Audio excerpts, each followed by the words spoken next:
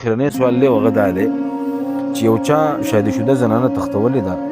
او 10 کالونه ورسره ده او هغه اول خاوند چې چا په نکاح کې و هغه ورته طلاق هم نه ورکوي دې څه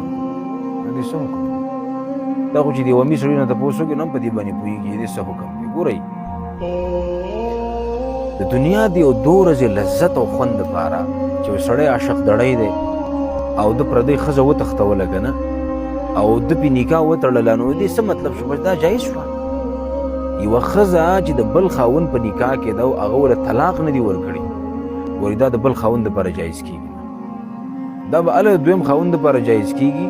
چې اولنی خاوند وله طلاق ورکړي یا د ښځه د خلې په صورت کې ځان آزاد کړي یا ول هغه طلاق ورکړي او د طلاقو نه پس دا عدت تیر کړي نو بیا دا ښځه اختیارمنه ده که په خپل اختیار باندې بل ځای کې نکاح کوي نو بلکل یې کولی شي خو چې تر څو اولني خاوند طلاق نه دي ورکړي نو ګورې دویم کس یې په نکاح باندې نشي اخیستی دا خالص بدکاري ده د الله عذاب له دعوت ورکول دي د الله لعنت نه دعوت ورکول دي او ګوره په یو حدیث کې دا دي د الله پیغمبر وایي لا یزني الزاني وهو مؤمن یو بدکار انسان چې کله بدکاري کوي نو ګوره په ده کې ایمان نه وي ښه ده ایمان د ده د سر نه پورته شي داسې چترۍ په شان یې به د سر باندې پاسولی